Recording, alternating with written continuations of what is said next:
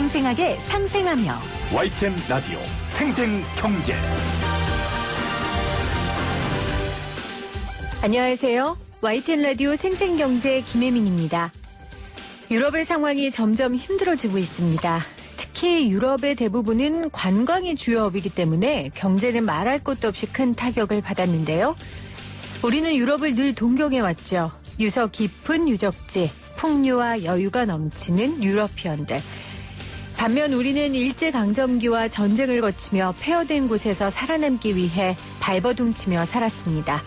유적지, 여행, 풍류, 여유 이런 것과는 전혀 상관없이 참 열심히 치열하게 살았습니다. 우리 모두가요. 유럽 사람들은 금수저고 우리는 흙수저라는 생각이 들더라고요. 그래도 이렇게 많은 고난을 겪으며 열심히 달려온 힘으로 지금의 시간을 우리 모두 버티고 있는 게 아닌가 하는 생각이 들었습니다. 코로나19의 어려움이 전 세계적으로 지나가면 우리 민족의 저력, 흙수저 민족의 힘을 세계가 알아주지 않을까요? 2020년 3월 24일 YTN 라디오 생생경제 지금 시작합니다.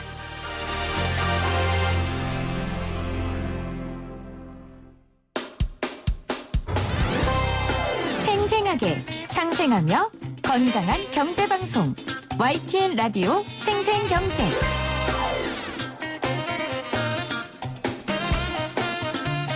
오늘 가장 뜨거운 경제 뉴스를 제일 생생하게 전해드리는 시간입니다.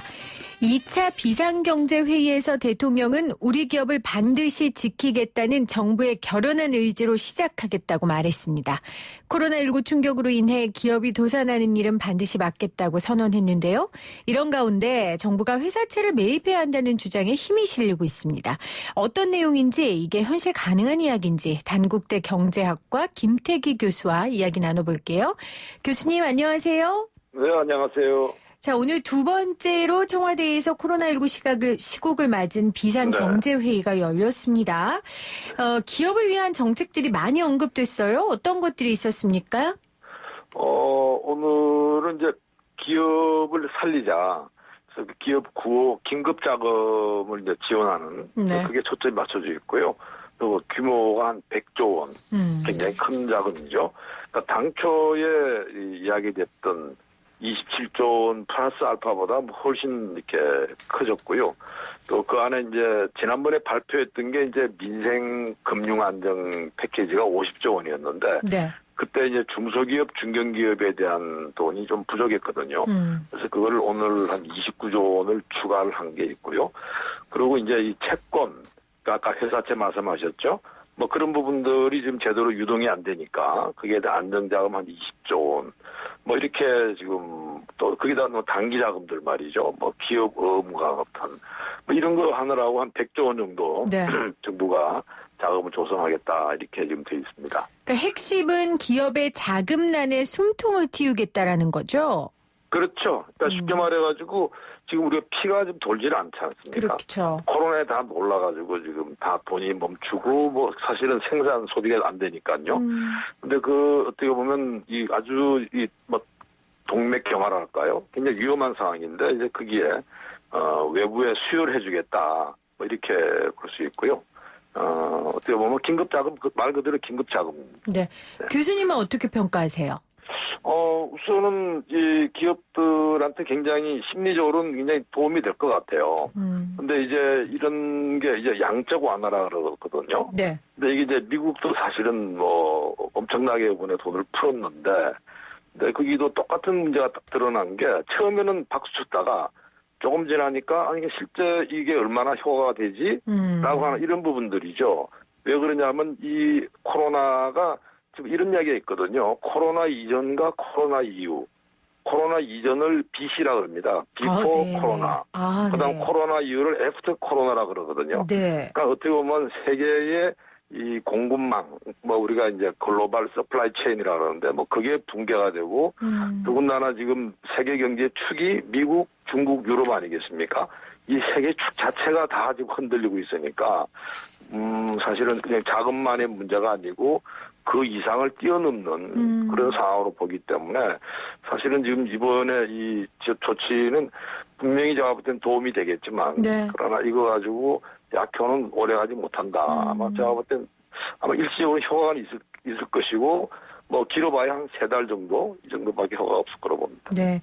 워낙 전무후무한 상황을 우리가 맞닥뜨리고 있는 상황이기 때문에 심리적으로는 도움이 될 것이고 2, 3개월 정도는 효과를 보겠지만 네. 약효는 오래가지 않을 것이다라고 교수님께서 길어질 것 평가를 같아요. 해주셔서 길어질 네. 것이다. 네, 미국이나 유럽 타격이 너무 커가지고요. 또 사실 그쪽 경우가 뭐 세계 경제를 끌어간다 해도 과언이 아닌데 네. 그게 무너져 있으니까요. 그렇죠. 네네. 그 생생경제에서 전문가들도 기업의 줄도산을 무슨 일이 있어도 막아야 한다라는 주장을 굉장히 많이 하셨어요. 뭐 당연한 얘기죠. 그러니까 맞습니다. 경고를 이제 한 거죠. 그렇습니다. 이런 네. 가운데 회사채 매입이 화두로 떠오르고 있는데 교수님 먼저 이 회사채라는 것이 무엇입니까? 이게 회사채 쉽게 생각하시면요. 회사가 돈을 빌려가는 거예요. 그 채권을 내가지고. 네. 근데 어떤 돈이냐 그런다면 주로 이제 회사가 뭐 시설도 좀 투자를 해야 되잖아요. 그런 이른바 장기 자금 쓸 때. 그리고 이때 기간을 정해요. 뭐 3년이든 5년이든. 그리고 거기에 대해서 이자를 확정 짓습니다. 네. 그러니까 어떻게 보면 우리가 주식을 회사에 이제 투자를 했을 때는 그게 그렇지 않잖아요. 수익률이 오락가락 하는데 이거는 지금 금리 자체가 확정이 돼 있고 기간이 정해져 있는 거죠.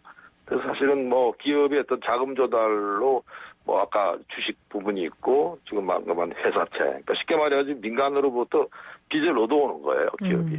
네. 그러니까 기업이 장기적으로 돈을 빌릴 때 금리와 기간을 확정지어서 그렇습니다. 상환 기간도 정해져 있고요. 네. 그렇습니다. 그런데 다음 달 만기가 돌아오는 그러니까 갚아야 하는 회사채 규모가 역대 4월 중 최대 금액인 6조 5천억 원이라는 거예요. 맞습니다. 지금 네. 근데 이게 코로나19 상황에서 돌아오면 안 된다는 거죠. 굉장히 어려움이 온다는 거죠. 그렇습니다. 사실 지금 오늘 그 기업 구호 긴급 자금에 제가 볼 때 가장 좀 역점을 두고 앞으로 아마 효과를 거기서 볼 거라고 보는데요. 지금 방금 말씀하신 회사채가 지금 만기가 돼가지고 6조 5천억 이렇게 들어온다 그러거든요. 근데 그거를 막지 못하게 되면 회사가 무너지잖아요.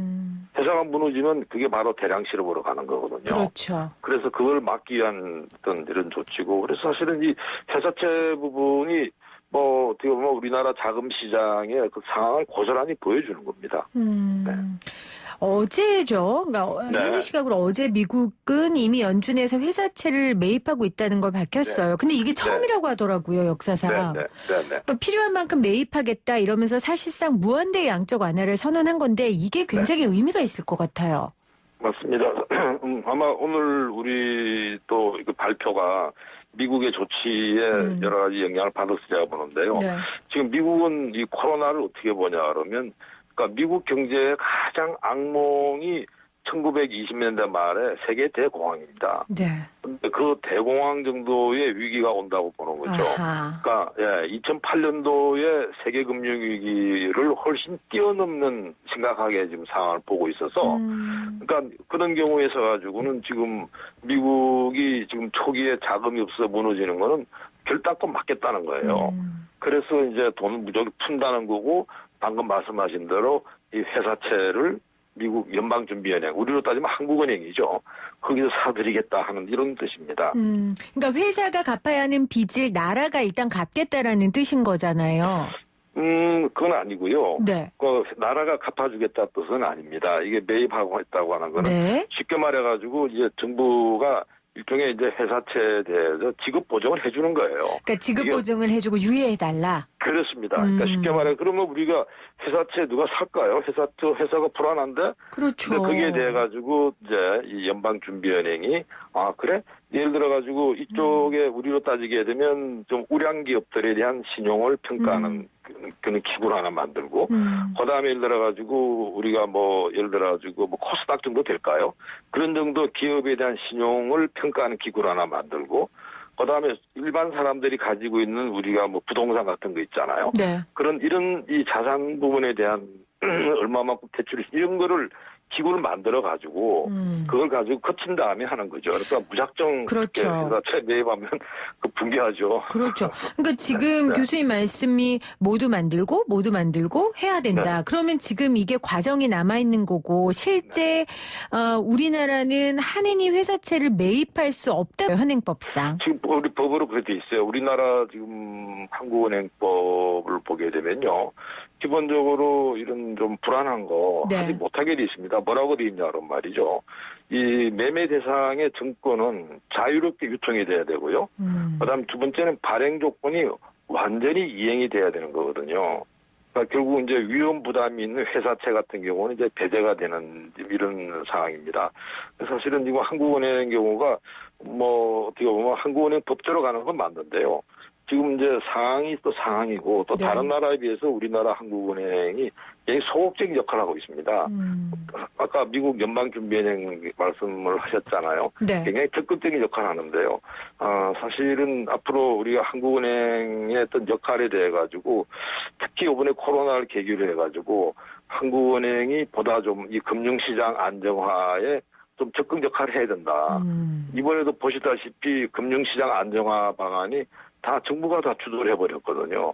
근데 아까 미국은 연방준비은행 중심으로 갑니다. 네. 그게 예를 들어 선진국은 다 그렇게 해요. 뭐 독일도 마찬가지입니다.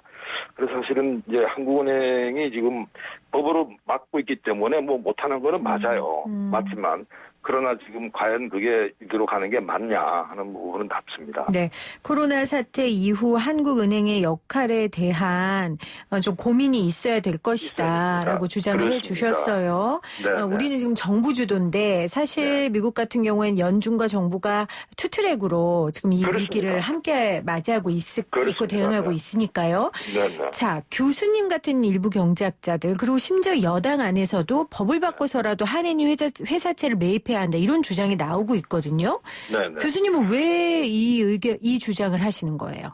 저는 이렇게 생각합니다. 이제 한국은행이 무조건 회사채 매입하는 그런 뜻은 아니고요. 아까 이제 미국 연방준비은행처럼 그런 어떻게 보면 심사 기능을 당연히 이제 동원을 해야죠. 당연히 그게 어떻게 보면 안정성이 떨어지는데 뭐 회사채를 살 수는 없는 거 아니겠습니까? 그러면 이제 그런 조건들을 할 수 있는 그걸 이제 법으로 이렇게 해야 될 것 같아요. 네. 한국은행이 뭘 못한다? 이 금지되어 있는 것만 가지고 한국의 역할이 아니라고 생각하고요. 특히 제가 볼 때는 우리나라 경우가 자본시장이 굉장히 취약한 원인 중에 하나가 한국은행이 소극적인 역할을 하는 데 있고 반면에 정부가 모든 게 재정으로 다 지금 하고 정책 자금을 하다 보니까 사실은 우리나라 자본시장, 금융시장이 낙후된 원인 중에 하나예요. 네. 그래서 조금은 이 한국은행법을 개정하는 데 있어가지고 이번에 코로나 같은 이 긴급 사태는 어떻게 대처할 거냐 부분이 분명히 들어가야 되고요. 다른 하나는 한국은행이 어떻게 보면 조금 지금보다 적극적인 이런 역할을 맡을 수 있도록 뭐 그런 어떤 방안을 법에다가 네. 담아야 되지 않을까 하는 생각을 합니다. 위기 가운데 있기 때문에 우리가 지금까지 해왔던 방향에서 다른 방향으로 돌리는 건 필요하다고 보지만 사실 그게 쉬운 일은 아니지 않습니까? 그렇습니다. 네. 그러면 교수님께서 좀 제안을 해주신다면 한인이 회사채를 매입할 수 있는 가장 빠르고 효율적인 방안이 있습니까? 지금 현재? 지금 우리나라가 사실은 지금 한국은행 경우가 이 실물 경제에 대한 그런 조사 연구나 이런 기능이 좀 약해요. 사실 그러다 보니까 뭐 한국은행이 이제 절반의 어떤 경제 역할밖에 못 하고 있는데요. 그래서 사실은 지금 한국은행이 그 부분부터 빨리 보강을 해야 된다는 생각이고요. 네. 그다음 두 번째는 지금 이제 금융위원회에서 가지고 있는 여러 가지 기능들 부분들이 좀 한국은행으로 넘어가야 될 부분도 많아요. 그러니까 그게 역할 조정 부분도 좀 있어야 된다 보고요. 당장에 회사채 문제에 관련돼 가지고는 결국은 제가 볼 땐 정부가 이 회사채 중에서 우수한 이런 회사채에 네. 대해 가지고 지급 보정하더라도 그게 한국은행에서 그걸 사들일 수 있도록. 왜냐하면 정부가 지급 보정하니까 그렇죠. 그거는 한국은행법에 나와 있듯이 네. 반드시 완전히 이행이 되는 거. 뭐 정부가 망하지 않다면 이행이 되는 거 아니겠습니까? 네. 그 정도는 한국은행이 좀 더 적극적으로 해줘야 된다. 왜? 그게 제가 볼 때는 이 정부 말고 한국은행도 이 금융 안정화에 대한 의지를 보여주는 길이라 생각합니다. 그리고 또 장기적으로 그 방향이 맞고요. 네. 저는 그렇게 생각합니다. 급한 불도 끌 수 있는 방안이고 또 앞으로 그렇습니다. 향후 방향도 그렇게 나가야 한다라고 교수님 말씀해 주셨는데 지금 말씀하신 방안 중에 하나가 정부가 산업은행 통해서 회사채 신속 인수제 도입을 검토 중이다 이렇게 얘기했는데 이것도 하나의 방안이 되는 거죠? 지금 사실은 이게 제일 빨리 될 거예요. 제일 빨리. 정부가 아까 말씀드린 대로 이 재정정책, 정부가 쓰는 걸 재정정책이라 그러거든요. 네. 이 재정금융정책을 통해서 하는데 이건 뭐 정부니까 신속하게 집행이 되죠. 그리고 또 지금까지 했던 거 연장선이에요. 이게 이제 산업은행이 회사채를 인수한다는 이야기는 무슨 말이냐 하면 산업은행이 회사채를 사들여줘요. 그다음 그걸 가지고 이 증권을 유동화 증권이라 그러는데 그거를 발행해가지고 네. 그거를 기관 투자자들이 사가지고 가는 겁니다. 그러니까 예를 들어가지고 뭐 기업이 좀 신용도가 아주 높은데 낮은데 있지 않겠습니까? 네. 높은 데는 뭐 금리가 당연히 낮을 거고 낮은 데는 금리가 높을 거고 이제 그걸 이제 증권화 해가지고 예를 들어가지고 기관 투자자를 한다고 뭐 증권회사든 어디든 뭐 보험회사든 사가지고 가는 거예요. 그게 이제 이 산업은행을 통한 회사채 신속 인수제의 골자입니다, 이게. 키를 정말 빠르게 돌 수 있도록. 그렇습니다. 네. 하는 건데. 이거는 빨리 갈 수 있는 그런 네. 특징이 있어요. 그 채권 담보보증권 이게 지금 이것과 같은 겁니까? 이건 네, 다른 그런 맥락이죠. 같은 맥락입니까? 네, 그런 맥락입니다. 네. 여기는 이제 물론 이 채권 담보보증권이라는 게 이게 이제 기업에 주로 이제 이 회사채 이야기를 하는데요. 아까 우리 미국 연방준비은행 우리 이야기 나눴잖아요. 네. 근데 그게 채권 담보보증권의 가장 중요한 부분은 사실 기업이 아니고요. 우리로 따지게 되면 주택을 담보로 해가지고 돈을 빌리는 거 있죠. 네. 이런 부분도 다 들어갑니다. 그래서 사실은 미국 경우는 이 채권 시장이 굉장히 커요. 네, 그러니까 쉽게 말해서 미국에 예를 들어가지고 자본시장이라고 하는 게 주식시장만 큰 게 아니고 채권시장도 어마어마하게 크거든요. 그래서 사실은 미국에 어떻게 보면 이 금융 경쟁력이나 경제의 경쟁력이 올라간 거거든요. 근데 반면에 우리는 채권시장 자체가 굉장히 협소해요. 뭐 국채 정도 이렇게밖에 없고 하기 때문에 지금 방금 말씀하신 이제 그런 측면에 있어가지고도 회사 담보보증권을 매개로 한 회사채 활성화 이런 부분들은 저 좋은 방안이라 생각합니다. 네. 문재인 대통령도 채권시장 안정펀드를 20조 원 규모로 편성해서 건실한 기업이 금융시장의 불안 때문에 일시적 자금난을 겪지 않도록 하겠다라고 이야기를 했습니다. 네, 지금 그래서 그 여러 가지 방안으로 나온 것들에 대해서 김태희 교수님께서 설명을 해주고 계시는데 네. 말이 좀 어려워서 좀 어렵죠. 예. 네. 일반 분들이 용어부터 어려운 게 상당히 많을 거예요. 그러니까요. 네, 또 쉽게 설명해 줘야 되는데. 네. 그래서 교수님이 지금 이렇게 해주고 계시잖아요. 그러니까요. 감사합니다. 네, 아주 쉽게 설명해 주셔서 제가 지금 공부하고 있는데 네. 일단 지금 정부에서는 법을 안 바꾸고 할 수 있는 건 다 해보겠다 이런 포석인 것 같아요. 그렇죠. 그래서 네. 또 하나가 하느니 비은행권을 대상으로 환매 조건부 채권 거래를 하겠다. 네. 이것도 앞에 이야기한 것과 같은 맥락의 정책들입니까? 그렇습니다. 그 사실은 이제 이 부분 환매적 채권 이런 부분들은 아까 말한 것보다는 훨씬 더 좀 한국은행이 할 수 있죠. 왜냐하면 그 과거에 한 적도 있고요. 네. 세계금융위기에 한 일이 있습니다. 그래서 사실은 지금 한국은행이 지금 이렇게 좀 더 좀 적극적으로 나가야 된다. 지금 코로나로 해가지고 뭐 사실은 실물 경제는 물론이고 네. 뭐 이래서 금융 자체가 다 붕괴할 이런 마당인데 좀 한국은행이 좀 소극적으로 비춰지는 거는 좀 좋지 않다 생각하고요. 예, 오히려 지금 한국은행이 그나마 환매 조건부 채권에 대해서는 좀 해보겠다고 한 거는 좀 다행이라 생각합니다. 네. 반드시 해야 된다 생각해요. 위기 속에 자신의 존재감을 드러내는 건 굉장히 중요한 거니까요. 하느니 이번을 계기로 정말 적극적인 역할을 펼치고 본인의 위상을 기관의 위상을 좀 잘 세워나갔으면 좋겠다라는 생각이 듭니다. 마지막으로 교수님 한은과 정부에 좀 한 말씀 당부하신다면요. 예, 뭐 사실은 이제 정부 경우는 이제 이 긴급 자금을 풀고 하는 부분들은 잘했다 생각합니다. 그러나 지금 이 부분은 아주 일부밖에 안 돼요.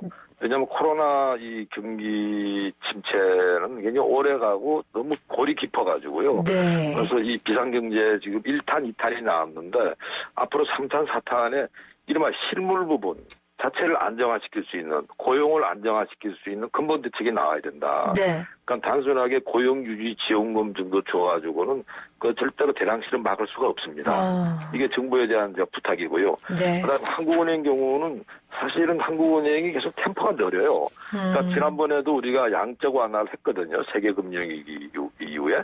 근데 그 이후에 통화를 좀 환수해야 되는데 환수하고 있지 않다 보니까 자꾸 시간을 놓치는 거예요. 그래서 사실은 좀 한국은행이 조금 더 이 적극적이고 그리고 실물 경제에 좀 더 신경을 좀 쓰기를 바라고요. 또 어떻게 보면 우리나라 기업이 지금 가장 중요하다 생각합니다. 위기를 기회로 삼는 이 기업가 정신이 필요하다 생각합니다. 네. 정부에는 조금 더 적극적인 고용 지원 대책이 더 그렇습니다. 보강된 대책들이 나왔으면 좋겠다. 한해는 템포를 조금 빠르게 실물 네, 경제에 조금 더 적극적으로 적합한 하는 거죠. 정책들, 기업은 위기는 기회다라는 또 응원의 메시지까지 남겨주셨습니다. 오늘 쉬운 설명, 친절한 설명 고맙습니다, 교수님. 네, 감사합니다. 네. 네. 지금까지 당국대 김태기 교수였습니다.